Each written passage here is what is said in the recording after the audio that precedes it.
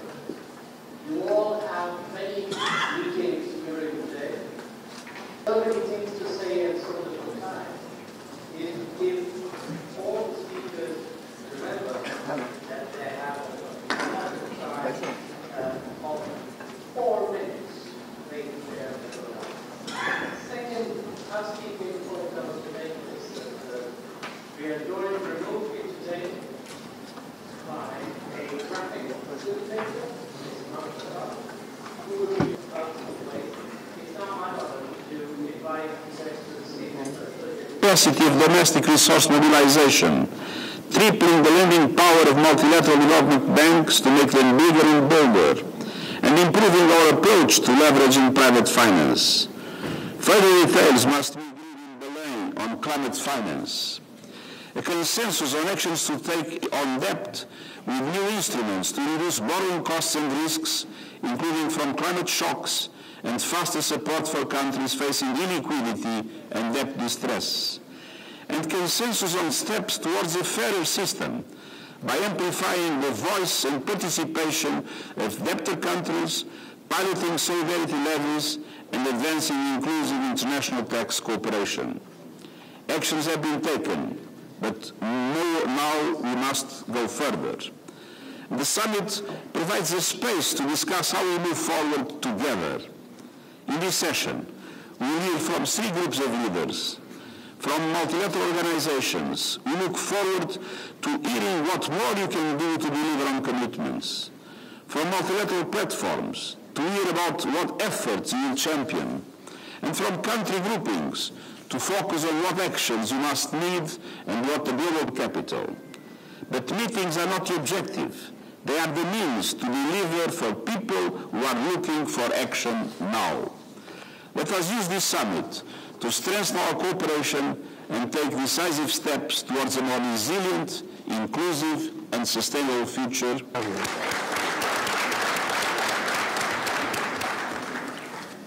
Agenda, but also a bit of what lies at the origin of this initiative, what's brought us to this point and what we need to go forward. Let me now turn to President of the General Assembly to deliver her remarks, Madam Berg. Thank you. 4 trillion, that almost unfathomable sum, is the current gap in financing the Sustainable Development Goals. Some may say the number is too high. We can never ignore the fact that we already spend such amounts. Not on schools and hospitals, on medicine. Money matters. It matters to the 272 million children listed as out of school. It matters to the 600 million people in Africa who are waiting for electricity. It matters to hospitals and patients facing a shortage of 11 million healthcare workers. Mr. Secretary General, Excellencies, ladies and gentlemen, President of ECOSOC, it's an honor to participate in this first biennial summit for a sustainable, inclusive, and resilient global economy. And as the Secretary General has underlined, it's the first of its kind. And sometimes we rush through these meetings and UN institutions, but I would like to take a moment acknowledging that some have fought for years that this could happen. Among them, especially the Secretary General, so I would like to thank him for bringing this important topic, not only on the agenda, but fighting for it for a couple of years. Mr. Secretary General. We know that it's so important because we all know the figures. And we know that all pieces of our multilateral system have to work in sync if we are delivering results, particularly on the 2030 Agenda for Sustainable Development. But this is also an opportunity to link it to other initiatives we are working on today. and an opportunity to ensure that the UN's own reforms, guided by the UN80 initiatives, ensures complementarity and cohesion with the international finance architecture. It's an opportunity to build on the Pact of the Future and the 4th International Conference on Financing for Development. We know that the Pact for the Future adopted in September last year was designed to turbocharge the SDGs. It offers clear recommendations on international financial reform, including giving developing countries the greater say, window or hobble access to finance. In June, member states took this further with the Compromiso de Sevilla, which recognized the gaps in financing and dire need of reform. As the Secretary General once said, we can't build a future for our grandchildren with a system built for our grandparents. Unless we solve the vicious debt trap, we will never deliver on the SDGs. Therefore, change is needed, but we also know change is not easy. It keeps them the right tools in place to get the jobs done, and we have some incredible actors here, as mentioned before, the strong ladies leading them, to reinvigorate the UN reform agenda, as well as the systematic changes across the international financial architecture, to be collectively and equally on the promises we made. Now's the time to act together, to leave no one behind. I thank you. Thank you. Government, Secretary General, President of the General Assembly, principals of multilateral institutions, excellencies, distinguished delegates. It is my honor as the President of Economic and Social Council to welcome you to this inaugural biannual summit for a sustainable faces mounting headwinds, and the multilateral systems is under severe strain. Fragmentation is growing. Geopolitical tensions and shifting domestic agendas are reshaping the global landscape as it needs grow sharper. And climate commitments remain far from fulfilled. The world's most vulnerable states adopted the Sevilla commitment, a renewed global framework for financing for sustainable development. This outcome of the 4th International Conference on Financing for Development, which I had the privilege of co-facilitating, ECOSOC is central to this effort. The Sevilla commitment gave the Council new mandates to convene a special meeting on financial integrity, to launch a recurring dialogue on credit rating, and to strengthen the financing.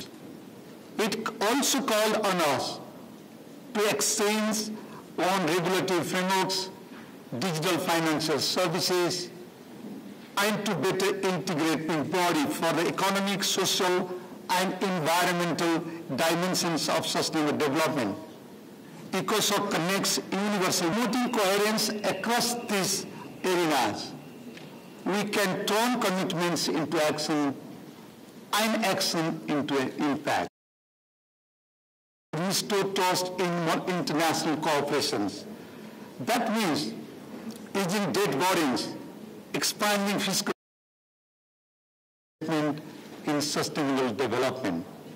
It also means ensuring reforms are inclusive, equitable, and legitimate, and that diversity and gender representation. I thank the President of ECOSOC. So we now have had 3 introductory. 2, we owe it to the adaptive power of private sector with its capacity to innovate and adjust to change. So in that context, what can countries do for their people? The short answer is get your house in best possible order. In this more fragmented world, you can least afford self-inflicted injuries. You have to be determined to set domestic priorities, and we at the IMF see top 2. First,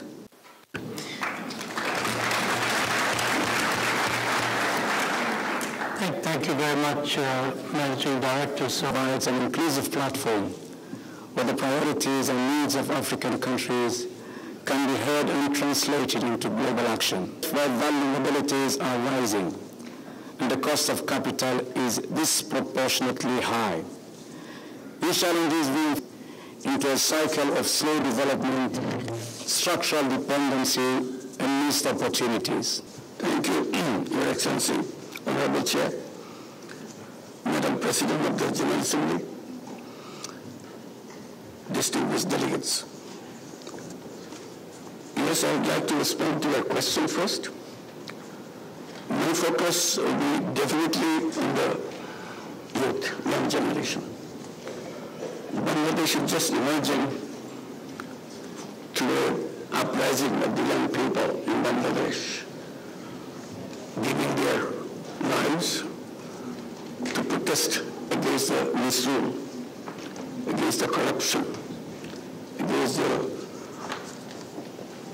actions taken against the interest of the people. And Bangladesh is a very unique country in a sense.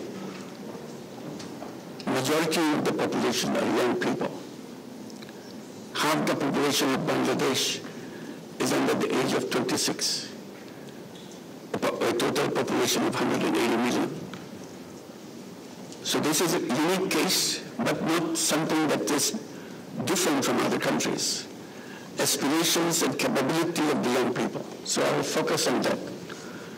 And particularly in this uprising, not only the young boys are fighting in the street, it's the young girls themselves came out of their classrooms, came out of their dorms, came out of their houses in an enormous number. So it's not only the boys who are raising their voices, the young girls also. So I think that has to be focused, whatever we're taking, the rest generation will be a very young generation wherever we are. So this is one particular focus I want to make. It's an honor for me to address this August gathering on behalf of the least developed countries. We gather here at a time when conflicts, climate shocks, debt distress, and pandemics have derailed our hard-earned development gains. The annual SDG financing gap now stands beyond $4 trillion. The LDCs suffered the most as extreme poverty rises with diminishing development assistance, decreasing foreign direct investment, and widening digital divide. In many of our countries, the annual GDP growth continues to lag behind this 7% SDG target. I stand before you with a clear message from over 1 billion people. We want peace, dignity, and opportunity for sustainable development. And in this context, let me highlight a few key priorities for the LDCs. First, the Doha Program of Action must move from promises to progress. The development partners must fulfill ODA commitment of 0.2% scale-up grants and concessional lending, and ensure that financing aligns with national priorities. Second, the debt crisis is a pressing systemic challenge. LDCs urgently need immediate liquidity support, broader debt relief, and climate-linked state contingent debt instruments. Reforming the global debt framework has become an imperative of our time. Third, to address the far-reaching impact of climate change on LDCs, climate finance must be scaled up urgently with simplified access. We urge international community to enhance climate support and ensure effective technology transfer to our countries. Disaster resilience for LDCs must be strengthened and loss and damage fund operationalized. Finally, the global financial architecture must be overhauled to make it equitable, representative, and fit for purpose. We call the quota and governance reforms in the Bretton Woods institutions, expanded representation and meaningful role of LDCs in their policy making. Stronger coordination between the UN and these institutions is essential for inclusive economic governance. Excellencies, many LDCs are entering the graduation pipeline, yet they are highly vulnerable and fiscally constrained. We urge for continued support and coordinated withdrawal measures so that their graduation remains sustainable and irreversible.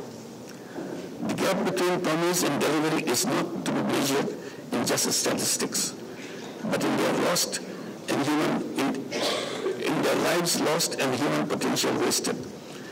International community must match pledges with old actions. Let this summit inspire hope, advance justice, and chart a more equitable path for the world's most vulnerable. Before I conclude, I will also add one more thing about what I mentioned about Bangladesh, and it's repeated in Nepal. So young people rising against the government taken down. So it's not extreme phenomenon. I think this is going to be a norm. The young people expressing themselves in a very expressive way, which may not be very conducive in some cases. But before we burst into those kind of expressions, we should be taking consideration of making the life for the young people different than it had been. Young people represent a new future. And this is a very different kind of generation than we have been going through in our lives, in our history. So my attention that I want to draw, we have to reorient our thinking in terms of the young people. Thank you very much, sir.